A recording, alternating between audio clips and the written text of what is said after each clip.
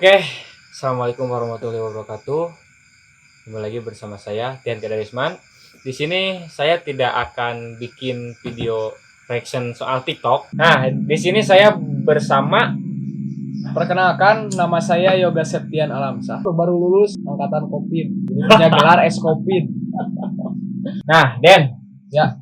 Bagaimana tanggapan Anda tentang virus corona bisa merajalela di Indonesia bahkan di dunia? Dari awalnya virus corona itu akhir tahun 2019 ditemukan di Cina. Wuhan. Ya, di Wuhan. Disinyalir karena ya ada beberapa spekulasi di sana mengatakan bahwa itu hasil dari kebocoran lab lah, itu dari hasil makan binatang buas atau apalah, itu terserah. Yang penting kan sekarang corona sudah menjalar, mewabah di seluruh dunia, bukan hanya di Indonesia. Dan ya banyak memakan korban jiwa.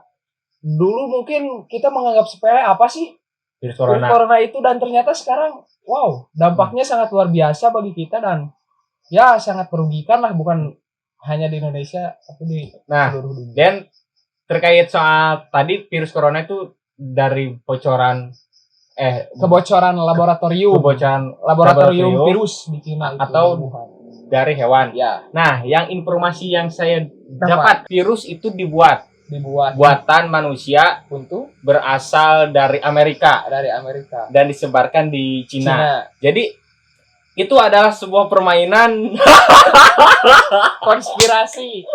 Konspirasi yang saya dengar dan saya amati juga, itu adalah permainan elit global untuk menguasai dunia. Untuk menguasai dunia. Tapi saya pikir dengan cara seperti itu sangat bukan yang diraih itu bukan keuntungan, tapi justru malah banyak merugikan. Sekarang contohnya, ya keuntungan tidak bisa dibayar dengan nyawa lah. Berapa ratus ribu orang sekarang yang telah meninggal dunia akibat virus ini. Kalau kita ngobrolin soal dunia, soal global, kita gak mungkin untuk membahas itu ya, karena lalu itu hanya untuk apa sih, kita hanya orang-orangnya. Saya mah hanya orang-orang harga sangu. Itu terserah mereka lah yang di atas. Nah, jadi untuk saat ini nih di Indonesia yang terkena virus corona adalah 20.162 orang. Yang sembuh 4.838 dan yang meninggal 1.278. Ini sudah sangat banyak kalau menurut saya di Indonesia. Apalagi di 2 hari terakhir dari konferensi pers juru bicara penanganan COVID dan trending di mana-mana bahwa pada hari ini tanggal 21 itu menjadi puncaknya puncak meningkatnya kasus positif corona. 2 hari ke belakang itu penularan tercepat. Kan kalau pemerintah sudah menerapkan PSBB ya, dan bagi orang yang pulang kampung itu harus di karantina dulu. Ya, betul. Setelah menerapkan PSBB, tapi kenapa penyebaran virus corona sangat cepat? Kita tarik dulu ke belakang tadi yang masalah perawat yang terdampak. Kita berpikir bahwa perawat itu kan udah memakai APD yang sangat sesuai regulasi lah, sesuai aturan yang bahwa disinyalir itu akan aman. Tetapi kenapa kok akhirnya terjangkit juga? Bocor. Nah, mungkin gimana ya, sepintar-pintarnya tupai melompat kan pasti akan jatuh juga. Ya, siapa yang tahu lah, namanya mungkin musibah. Sebisa mungkin kan perawat pasti sudah safety lah sedemikian rupa. Tapi kan mungkin dari faktor lain bisa terjangkit. Dan sekarang mengenai karantina dan PSBB. Untuk karantina, contohnya di sini nih, di Kabupaten Pangandaran. Untuk setiap pemudik yang datang ke Kabupaten Pangandaran kan itu harus dikarantina dulu kurang lebih 2 minggu ya. 2 minggu di tempat yang telah disediakan. Melihat kebijakan tersebut, saya pikir kalau dilihat dari sisi positif memang sangat baik. Sangat baiknya ya menurut anjuran pemerintah seperti itu. Dengan 2 minggu kita melakukan karantina, ya mudah-mudahan itu bisa menjadi salah satu cara untuk memutus rantai corona. oke, yang di karantina itu mungkin yang pulang kampung Ya. cuma beberapa orang. Nah, dan menurut saya percuma adanya PSBB dan karantina. Kebanyakan masyarakat tidak mengerti apa itu PSBB Dan apa itu virus corona, dan mereka tidak tahu benar-benar paham tentang virus corona, sehingga mereka santai-santai aja. Buktinya setelah adanya PSBB kemarin sempat ada yang konser. Kan galang-galang tersebut. Ya, konser. Terus mal-mal dibuka lagi. Wah. Ya, saya paham. Kita tarik lagi ke belakang masalah PSBB tadi ya. Dikatakan Tian tadi masyarakatnya seperti kurang mengerti lah. Ya. Di satu sisi mungkin saya menanggapinya apabila masyarakat kurang mengerti, ya memang tidak semua manusia, tidak semua orang mempunyai akses lah untuk mencari tahu. Mungkin di sini juga perlu seperti edukasi lah dari pemerintah yang kurang mungkin. Tapi kan pemerintah juga saat ini bukan hanya mengurusi masalah edukasi kan, boro-boro edukasi gitu. Tapi kan ya mudah-mudahan mah dengan seperti ini jangan menunggu inilah, masyarakat jangan menunggu terkena dampak. Ya, jangan menunggu terkena dampak. Dimana setelah terkena baru berpikir gitu. Ya, memang virus corona ini sangat berbahaya lah, jangan disepelekan intinya. Lalu yang masalah konser tadi, yang masalah ya saya juga sedikit menyesalkan lah. Di sana ya meskipun mungkin sebelumnya melalui tahap-tahap prosedur kesehatan, tapi kan ya harusnya mereka memberi contoh lah. Setidaknya kan mereka itu panutan-panutan begitu ya. Mungkin masyarakat juga ya melihat atasannya seperti itu, mungkin masyarakat juga ya gimana lagi. Melihat itu pemimpin kita juga kayak gitu. Tapi saya tidak menyalahkan. Di satu sisi konser tersebut mempunyai dampak positif, di mana banyak dana, hampir beberapa M lah dana untuk penanganan COVID ini. Ya, itu salah satu positifnya. Kalau yang kita bicarakan tadi setelah di dunia, terus di Indonesia, sekarang di Kabupaten Pangandaran. Ya, bagaimana penerapan PSBB dan efek dari penerapan SBB itu di Kabupaten Pangandaran? Yang pertama, untuk PSBB itu pemerintah pusat kan membuat kebijakan khusus lah terkait bagaimana daerah itu apakah zona merah, kuning atau hijau. Setiap zona itu memiliki aturan yang berbeda-beda. Tidak harus zona hijau tidak harus mengikuti kebijakan seperti di zona merah. Karena ya mungkin masih disebut aman lah, untuk belum begitu kacau lah situasinya mungkin. Kalau di Kabupaten Pangandaran itu sudah termasuk zona. Saya pikir untuk di Kabupaten Pangandaran sendiri, saya pikir mungkin hijau atau kuning lah dari mentok-mentoknya. Karena hijau, karena kan kemarin sempat ada yang positif nih di sini, tapi kan sekarang alhamdulillah lah udah sembuh, udah nggak ada yang positif lagi. Tapi kan melihat dari ODP ya masih cukup banyak lah. Dan menurut saya untuk PSBB di Kabupaten Pangandaran sendiri disebut efektif atau tidak efektif, lebih ke kita bicara dari efektifnya dulu ya. Kalau efektifnya ya mungkin dapat menekan itu lajur penularan.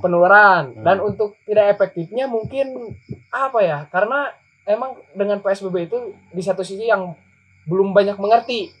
Belum banyak mengerti masyarakat tentang PSBB, jadi ya arti PSBB itu mungkin ya disalahgunakan lah atau dan dampaknya juga untuk perekonomian ya sangat terasa lah untuk kita yang ada di Kabupaten Pangandaran.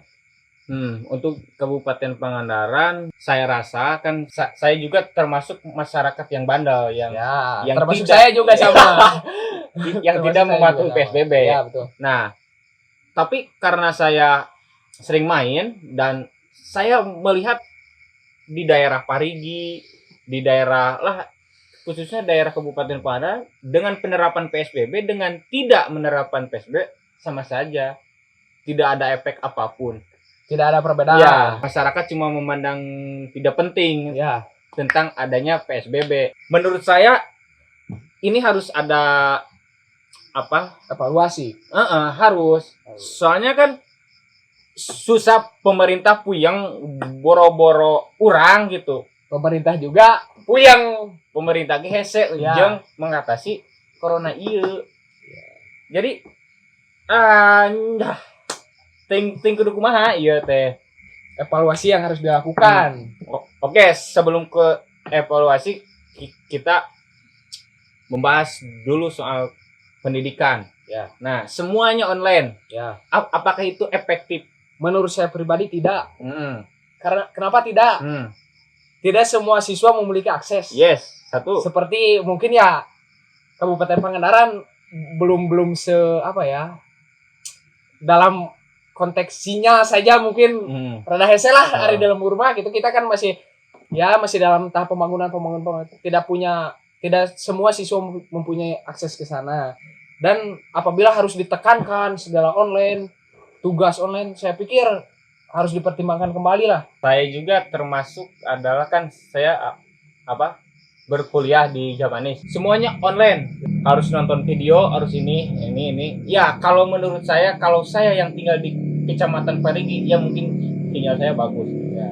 Tetapi mahasiswa saya juga ada teman dari Langkah Pelancar yang dari ujung sana, dia susah sinyal. Iya, seperti yang Aden katakan, dan saya juga yakin siswa hanya 30% yang melakukan online. Ya, mungkin hanya siswa-siswa yang berada di tempat yang mempunyai akses yang memadai lah. Bukan berarti kita mengucilkan Langkah Pelancar, bukan ya? Iya. Kan, ini ada curhatan. Betul. Ya, dari teman saya. Iya. Bagaimana sih rasanya bulan puasa sekarang di tengah pandemi corona ini? Apakah ada perbedaan tentang dari puasa kemarin sama puasa yang sekarang? Jelas berbeda lah. Berbedanya dari apa ya? Yang pertama hal paling dekat lah mungkin ngabuburit. Dimana kan diterapkan PSBB ya dibatasi, tidak boleh ada keramaian meskipun pada akhirnya ada, tapi kan ya mudah-mudahan tidak di sana tidak ikutlah si Covid itu, tidak ikut ngabuburit, tidak ikut nempel, tidak ikut ke rumah ya. Dan yang kedua mungkin dari saya melihatnya dari para pedagang mungkin yang yang biasa dagang takjil atau apa itu, yang mungkin sekarang tidak sebanyak dulu lah karena ya kondisi seperti sekarang. Bos, sekarang pemerintah katanya melarang untuk berjamaah sholat Idul Fitri mau di masjid atau di lapangan, itu pokoknya yang berindikasi keramaian itu tidak boleh. Dan tapi untuk Kabupaten Pangandaran sendiri, menurut rapat yang dilakukan beberapa hari ke belakang saya membaca, tetap boleh dilakukan untuk warga masyarakat Pangandaran, dilakukan di lapang atau masjid sekitar, tetapi dengan catatan tidak boleh ada warga yang dari kota. Ya, tidak boleh ada pemudik yang ikut, tidak boleh ada orang yang alumni karantina. Orang yang alumni karantina itu katanya tidak boleh mengikuti sholat Id berjamaah. Dimana apalagi sekarang kan di tengah ekonomi yang seperti ini ada berita bahwa pemerintah menaikkan harga BPJS. Ya, iya. Itu ya saya sangat akan gimana ya? Saya coba menanggapinya, gak apa-apa. Saya menanggapinya. Bebas. Mengenai kenaikan BPJS di tengah pandemi ini, menurut juru bicaranya, dinaikannya BPJS itu untuk menaikkan konsumsi masyarakat, daya beli masyarakat pada intinya. Saya berpikir hal itu dilakukan untuk meningkatkan daya beli atau konsumsi masyarakat, sedangkan masyarakat saja mau makan susah. Ya, tidak ada pendukung, tidak ada akses untuk melakukan hal itu. Boro-boro untuk BPJS sebenarnya, untuk makan saja kan susah seperti itu. Tidak semua bisa. Masyarakat yang terdampak Covid itu yang positif Covid itu ternyata katanya selama dirawat itu gratis. Gratis. Ya. Saya coba berpikir mungkin hal tersebut, dinaikannya BPJS, uangnya itu untuk menutup semua kebutuhan masyarakat yang, karena kan yang terdampak Covid itu, yang positif Covid itu selama dirawat itu bebas biaya, ditanggung oleh pemerintah. Nah mungkin pemerintah juga kurang duit lah, cik paribasana. Bukan kurang duit. Sekarang ini yang punya BPJS dan yang nggak punya BPJS nggak tahu lah, saya perbandingannya kurang tahu ya. Hmm. Tapi saya berpikir ke sana hari itu untuk mengcover orang-orang yang ya untuk yang punya BPJS pribadi ya mungkin udah otomatis lah di cover oleh BPJS. Tapi kan ini untuk yang tidak punya. Dimana yang tidak punya itu tetap gratis, saya berpikir. Berarti seperti itu. Berarti pemerintah sudah tidak mampu untuk mengcover semua biaya. Mengcover semua biaya kesehatan. Berarti Ya. pemerintah sudah kekurangan dana. Ya. Sehingga pemerintah menarik dana dari masyarakat lewat BPJS. Ya. Sedangkan masyarakat juga sedang kesusahan. Ya, betul. Dan pemerintah juga memberi bantuan kepada masyarakat yang benar-benar tidak mampu, dikasih uang mungkin genap 600.000. Kalau menurut saya sih itu perputaran uang untuk saling membantu satu sama lain. Kalau menurut saya jatuhnya pada akhirnya kepada kita juga, meskipun gitu. Ya mungkin tidak sebesar apa yang kita kasih lah, tapi pasti bakal ada imbas kepada kita walaupun itu sedikit. Gitu. COVID ini adalah bisa jadi momen terbaik bagi si tikus-tikus itu. Ya, dijadikan momen lah di saat Kalau menurut saya sih, saya yakin kalau jiwanya koruptor itu tidak ada kata kasihan. Ya, betul, tidak memikirkan orang lain lah. Jadi kecuali diberantas. Ya, dan itu juga tadi mengenai bantuan. Banyak yang misalkan gini, tetangga nih. Tetangga kita udah dapat, kita belum. Kita malah, wah apa sih keluar. Ternyata besoknya kita dapat, kan malu loh.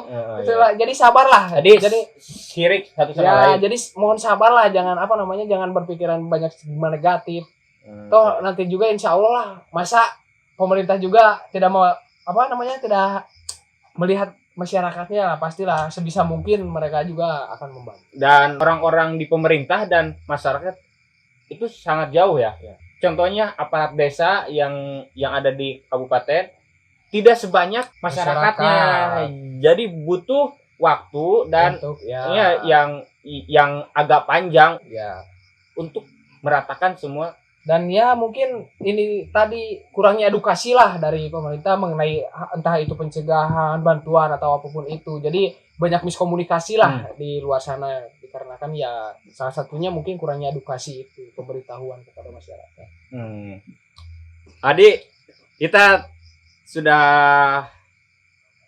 membicarakan tentang negatifnya. Nah, positifnya dari bantuan. Bukan. Kalau dari corona ini. Ya, barusan dampak negatif dari corona ya. Positifnya contoh kecil saja, cuci tangan. lebih kita mungkin lebih hidup sehat lah ya, mungkin salah satunya.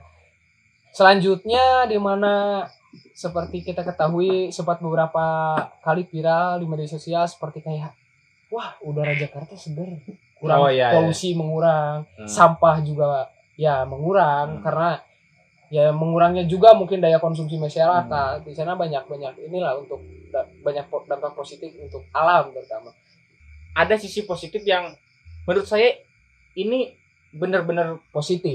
Apa? Dengan adanya corona ini kekeluargaan kita bisa benar-benar erat gitu. Ya, betul. Saya yakin di bulan puasa ke belakang tidak ada sekeluarga bisa kumpul di rumah. Kebanyakan main atau tinggal di kota. Dengan adanya ini, betul sekali. Ya, karena dimana mungkin seperti misalnya pekerja di bulan puasa tahun kemarin mungkin sama bulan puasa masih bekerja. Di bulan puasa sekarang mungkin bisa berkumpul dengan keluarga di rumah, bisa bersama-sama lah walaupun di tengah situasi yang seperti ini. Sekian hari kami. Jika video ini manfaat, share ke teman-teman semuanya, dan jangan lupa subscribe, like, komen, dan share. Oke, sekian hari kami. Assalamualaikum warahmatullahi wabarakatuh.